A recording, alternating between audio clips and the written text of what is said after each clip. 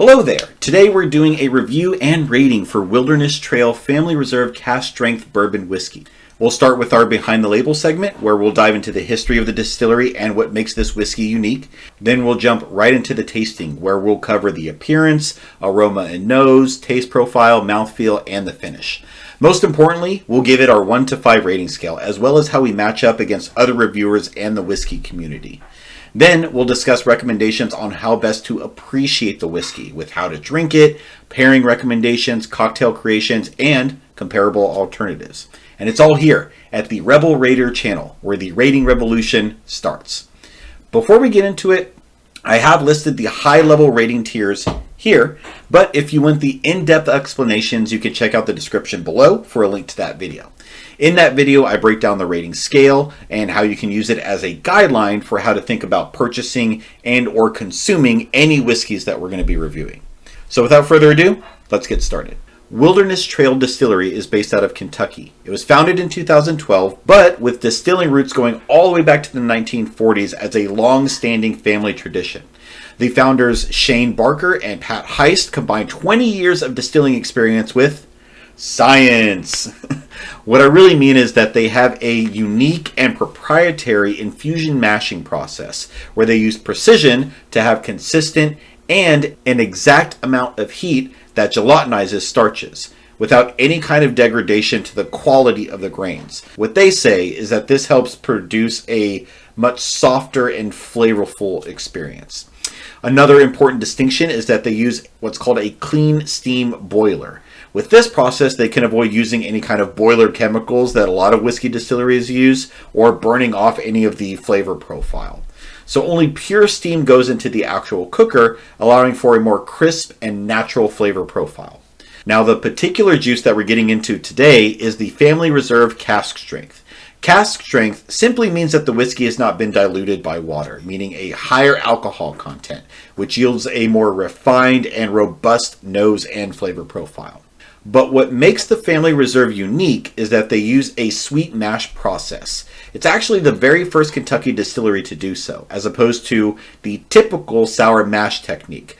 Now, without getting too technical here, basically they don't acidify the mash, which helps with those robust flavors and making it come to the forefront, and it delivers a little bit of a softer finish here. Now, as far as the whiskey stats go, this comes in at about $70 MSRP. This is a Kentucky straight bourbon, meaning all grains are sourced from Kentucky, and it has at least a 51 corn mash bill. The mash bill here specifically is 64% corn, 24% wheat, and 12% malted barley. It comes in at 55.76 ABV and a cask strength at 111.52 proof. Our particular bottle is aged 4 years and 6 months. Now you can tell these guys are really science nerds with how specific they are. They give you the barrel it was aged in. Ours specifically is ISC barrel. Even the rick house, or the specific warehouse for those who don't know what a rick house is. Ours is B-E25-I3. And they even go so far as to give you the yeast strain, which is 921 here. This particular batch is number 779-543, and we've got bottle 132 of 204. So right off the bat, before we even jump into the whiskey, big fan of the specs here. I think it shows a lot of care and really emphasizes the culture of precision over at Wilderness Trail. Now, jumping right into the tasting here, for those of you who haven't joined us before, you'll see that I have a clear glass here. This one's been sitting out for 30 minutes, and then you also see a glass that kind of has this red mark to it. This one was poured right before we started the video here, so I'll be comparing to see if there is any difference between the two. Now, as far as the color goes, you can see we've got this really kind of like dark amber. The clarity here, I do know that this is non-chill filtered, so it's not exactly clear. You can see some small amounts of sediment in it, but it isn't by any means cloudy. Viscosity, it's definitely got that higher ABV at about 55-56%. Typically, most whiskeys are around 40%, so definitely a little bit more viscous. I can tell that it's got some kind of like thick fluidity to it for sure. But let's jump right into the actual nose here. Let's start with the instant pour. So first thing that jumps out at me right away is big tones of caramel, smaller tones of cinnamon, a little bit of orange zest. Definitely got a little bit of oak and woodiness to it, but not as much as I would expect. Also getting some like dried cherries as well. Yeah, let's try the 30-minute one here. Much sweeter profile here. Definitely getting that caramel and that cinnamon coming through a little bit more. Definitely more of the oak and woodiness now that it's been sitting out for a little bit, which I was a little surprised to not find on the first one, but only because this is kind of typical from a younger whiskey is to be very oaky and woody, again, if it's younger. Definitely still getting a little bit more of that dried cherry. A little bit sweeter, like I said earlier, so like maple syrup and butter. Almost like this breadiness to it, like a buttered bread or some kind of like dessert bread that's been coated in caramel or cinnamon. It's just a wonderful smell here. But let's jump into the taste profile. First with the instant pour.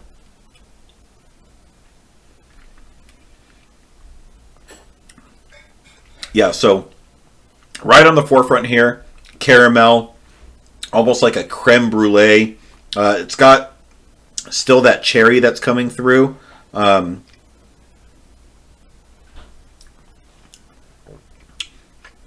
I might even say it's got more than just cherry. Maybe I'll try the other one and see what that comes through. Yeah, let's get into that.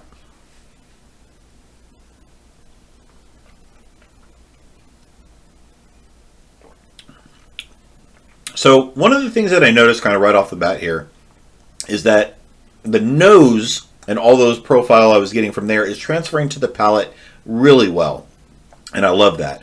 Obviously, that caramel and creme brulee that I mentioned earlier, I would say that it isn't just cherry. I get more of like just general stone fruit.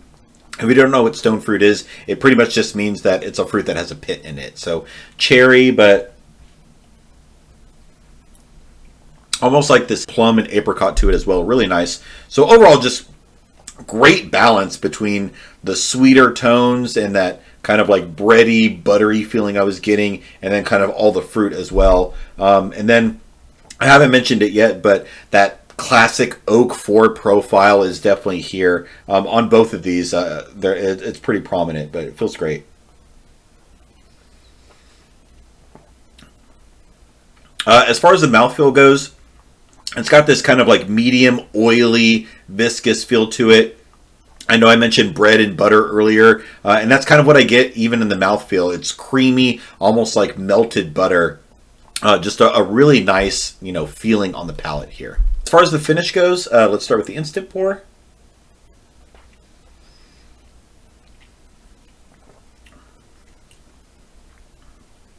So as it lingers here, it's very forward on that cinnamon, and that's kind of what I get right off the bat that's lingering. And then it kind of falls off into some of those more fruity tones. And that's just excellent.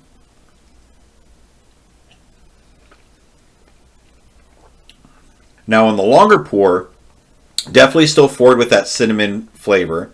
The fruity tone doesn't really linger as much as the instant pour did.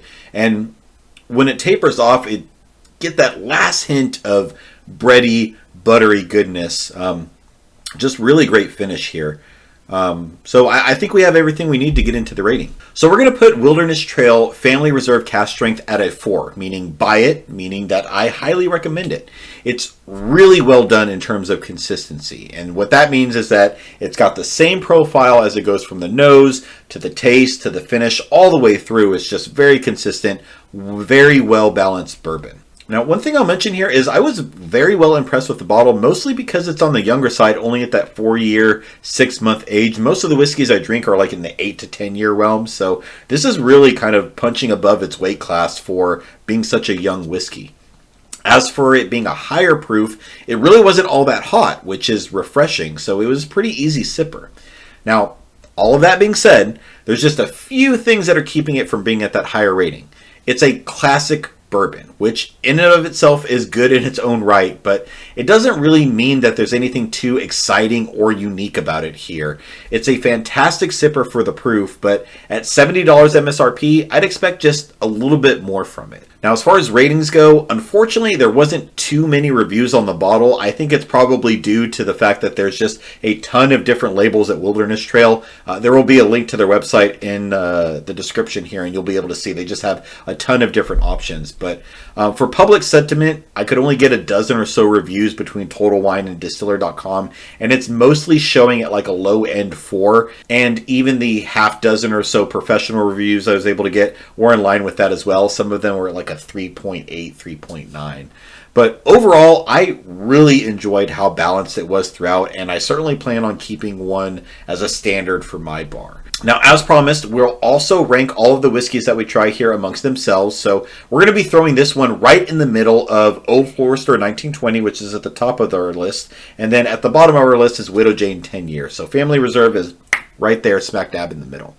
So now that we've got our rating, let's talk a little bit about some general recommendations on how best to enjoy the Family Reserve. For drinking recommendations, like I said before, even at this proof and ABV, it's an easy sipper. So I'd have this neat, don't add any water to it, don't chill the glass, have it at room temperature, and I think you'll be really pleasantly surprised with how easy this goes down. For pairing recommendations, I definitely mentioned a couple of times that this is more of a sweeter, kind of bready one, so definitely more of a dessert whiskey, but it's also well balanced and a simple sipper. So I wouldn't go overboard on the pairing here. I think something nice and easy like a fruit tart or a cinnamon roll would be lovely alongside this. For cocktail creations, one thing I really enjoyed here, and I've said it a bunch here, is the breadiness and like the buttery tones to it. Almost that like sweet bread vibe. I lead into that and try to bring out some of those flavors a little bit more. So I think something like a maple cinnamon whiskey sour would be really good and do this a lot of justice. For that, that'd be 1.5 ounces of bourbon, 1 ounce fresh lime juice, 2 to 4 tablespoons of maple syrup, even some agave I think would be really good too, and then kind of top it off with a pinch of cinnamon, and you'd be all set there. Now for whiskey comparisons on the low end, I would definitely go with Maker's Mark Cask Strength. That's at about $36 MSRP. It comes in generally around 108 to 114 proof, somewhere in that area, and it has all those classic bourbon vibes that we get from that Family Reserve. On the high end, I would go with Weller Antique 107. Now that's at $130 MSRP, and it's incredibly hard to find. So if you find it at that, you'd be very lucky. I think mostly you're going to find it at like the $200-300 mark, which I personally would never pay that much for any type of whiskey there. But if you're bourbon hunting and looking for something unique, definitely Weller Antique 107. It'll give you everything that you want from that wheated bourbon, but a much more complex and bold flavor profile that would really kind of take the Family Reserve Cask Strength here over to the next level. So if you can find that, I definitely would recommend doing it if it won't, break your wallet or anything like that.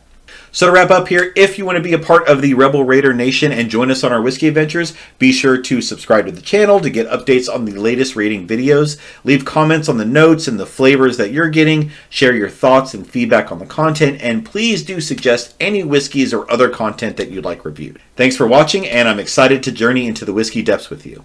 The video may end here, but the rating revolution will never stop. Take care, and we'll see you in the next one.